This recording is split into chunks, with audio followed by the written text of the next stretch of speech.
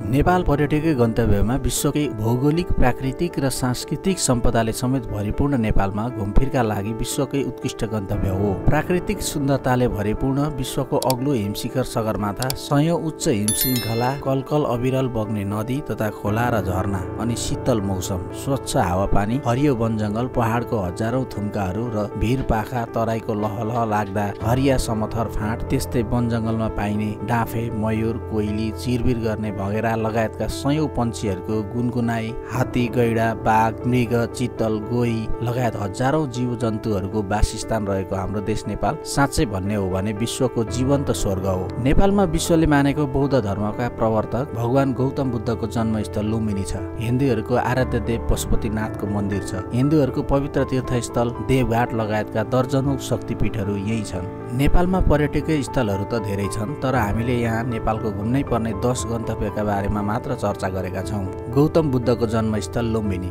गौतम बुद्धको जन्मस्थल लुम्बिनी हो। यो नेपालको कपिलवस्तु जिल्लामा छ। विश्वभरका बौद्ध प्रति आस्था राख्ने भक्तजनहरूका लागि यो स्थल मुख्य धार्मिक केन्द्रको रूपमा रहेको छ। 5000 वर्ष अघि बुद्धको जन्म भएको यो ठाउँ आज पनि धेरै यस्ता तथ्य प्राप्त भएका छन् जसले बुद्धको जन्म यही ठाउँमा भएको हो भन्ने प्रमाण दिन्छ।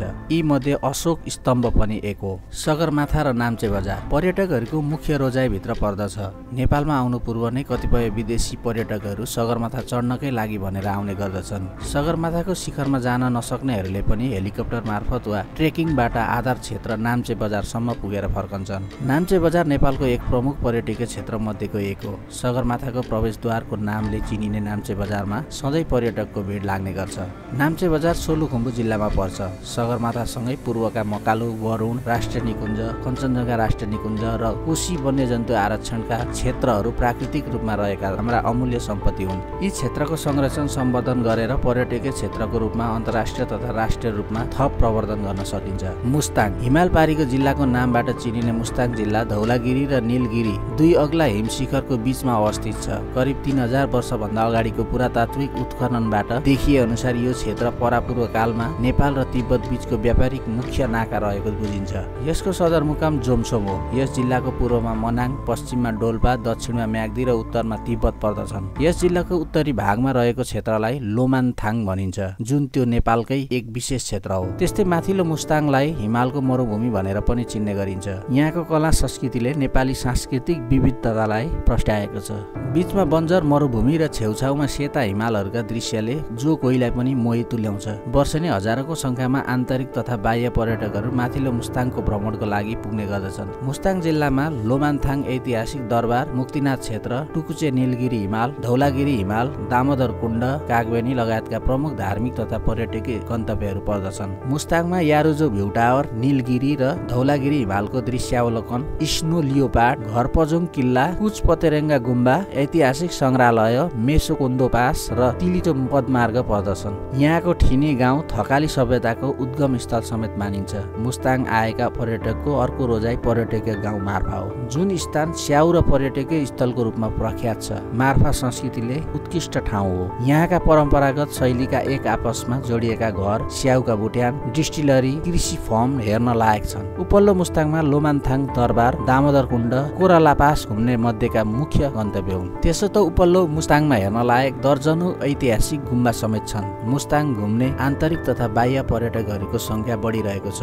मुस्ताङको मनोरम प्राकृतिक भू बनोट, हिमाली जनजीवन, मुस्ताङी सभ्यता र संस्कृतिले पर्यटकहरूलाई लोभ्याउँछ। कतिपय पर्यटकहरू भने छोटो समयमा मुक्तिनाथ घुमेर बास बस्न जोमसोम र अन्य ठाउँमा पुग्ने गर्छन्। मुक्तिनाथ पुग्नका लागि म्याग्दी, बेनी हुँदै सडक मार्गबाट बस, जीप र मोटरसाइकलबाट मुस्ताङको यात्रा गर्न सकिन्छ। पोखरा जोमसोम दैनिक हवाई सेवा पनि सञ्चालित छ। कन्याम इलाम। कन्याम पूर्वी नेपालको मनोरम पर्यटकीय केन्द्र हो। यो इलाम जिल्लाको सूर्योदय नगरपालिकामा पर्दछ। मनोरम चियाबारी भएको यो पर्यटकीय स्थलमा आन्तरिक तथा बाह्य पर्यटकहरूको घुइँचो लाग्ने गर्दछ। झापा, मोरङ, सुनसरी लगायतका तराईका जिल्ला तथा छिमेकी देश भारतबाट समेत गर्मी छल्न ठूलो संख्यामा मानिसहरू यहाँ घुम्न र वनभोज गर्न आउने गर्छन्। कन्यामबाट श्रीअन्तु, समालबुङ, पशुपतिनगरको हरियाली दृश्य देखिनुका साथै सगरमाथा, कुम्भकर्ण जस्ता विश्वकै ख्यातिप्राप्त हिमालको मनोरम दृश्य देख्न सकिन्छ। कन्याम घुम्न आउने मानिसहरूले घोडा चढेर मनोरञ्जन लिन सक्छन्। पोखरा। तालैतालको सहर पोखरा नेपालको घुम्नुपर्ने स्थान मध्ये अग्र विस्तारमा पर्दछ। गण्डकी प्रदेशको कास्की जिल्लामा अवस्थित पोखरा नेपालको अत्यन्तै रमणीय एवं स्वच्छ र सुन्दर सहरको रूपमा परिचित छ। पोखरामा फेवाताल, बेगनासताल, रूपाताल लगायतका 7 वटा ताल छन्। त्यसैले यसलाई ताले तालको सहर पनि भन्ने गरिन्छ। पोखरामा विन्ध्यवासिनी मन्दिर, महेन्द्र गुफा, पाताले छाँगो, सराङकोट डाँडा लगायतका दर्जनौं पर्यटकीय मनोरम लिने स्थानहरू छन्। त्यसैले पोखरालाई नेपालको एक महत्त्वपूर्ण प्रमुख सहरको रूपमा लिइन्छ।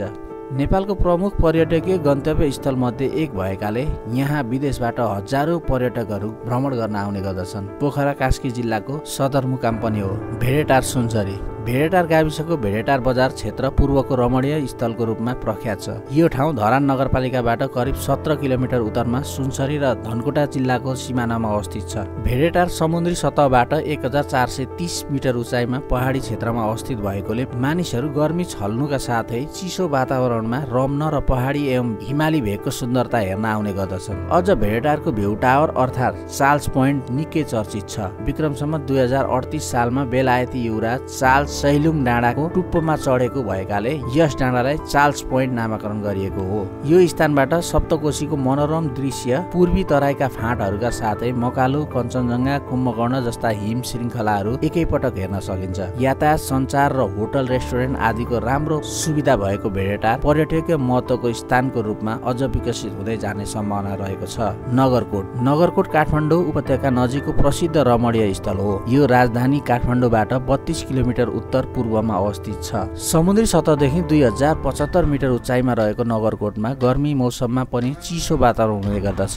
नगरकोटबाट मौसम सफा भएको बेला उत्तरमा मनमोहक हिमालका चुचुराहरूका साथै विश्वको सर्वोच्च शिखर सगरमाथाको रोमाञ्चक दृश्य हेर्न सकिन्छ। यहाँबाट देखिने अन्य हिमाल चुचुराहरूमा धौलागिरी हिम श्रृङ्खलादेखि कञ्चनजङ्घा हिम श्रृङ्खलासम्मको मनासलु, गणेश, लाङटाङ, गौरीशङ्कर, चोयु, लोत्से, मकालो हिमाल इत्यादि छन्। नगरकोट क्षेत्र हिमालको काखबाट निस्कने सूर्योदयको दृश्यावलोकनका लागि प्रसिद्ध छ। राराताल राराताल नेपालको सबैभन्दा ठुलो ताल हो, जुन समुद्री सतहबाट 2990 मिटर उचाइमा रहेको छ। रारातालले 10.2 स्क्वायर किलोमिटर क्षेत्रफल ओगटेको छ।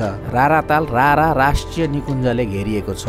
यो ट्रेकिङ मन पराउनेहरूका लागि धेरै नै उपयुक्त गन्तव्य हो, तर रुट भने धेरै नै असजिलो रहेको छ। जुम्लासम्म प्लेनमा वा गाडीमा गएपछि ट्रेकिङ सुरु हुन्छ। पहाडको असजिलो बाटोबाट हिँडेर विभिन्न गाउँहरू पार गर्दै गएपछि रारातालको किनारमा पुगिन्छ, जहाँको सौन्दर्यलाई जीओआरपी का संस्थापक बिल ग्रिरले चारैतिर हिमालले घेरिएको एक कञ्चन नीलो मणिको रूपमा वर्णन गरेका थिए। चितवन राष्ट्रिय निकुञ्ज यो नेपालको सबैभन्दा पहिलो राष्ट्रिय निकुञ्जको रूपमा सन् 1973 मा स्थापना भएको राष्ट्रिय निकुञ्ज हो। सन् 1984 मा विश्व सम्पदा सूचीमा परेको राष्ट्रिय निकुञ्जले 932 वर्ग किलोमिटर क्षेत्रफल ओगटेको छ। यो नेपालको सबैभन्दा लोकप्रिय गन्तव्यको रूपमा चिनिने गर्छ। विशेष गरी एक सिङे गैंडा र हात्तीको लागि प्रख्यात चितवन राष्ट्रिय निकुञ्जमा जंगल सफारी, हात्ती सफारी, र्याफ्टिङको लागि प्रख्यात छ। तिलिचो ताल मनाङ जिल्लामा रहेको यो ताल नेपालको मात्रै नभएर विश्वकै अग्लो स्थानमा रहेको ताल हो। समुद्री सतहदेखि झन्डै 5000 उचाइमा रहेको छ यो ताल। यो ताल तिलिचो लेक ट्रेकका नामले पनि प्रसिद्ध छ। यो ठाउँ पनि स्वदेशी तथा विदेशी पर्यटकहरूका लागि पुग्नै पर्ने स्थान हो।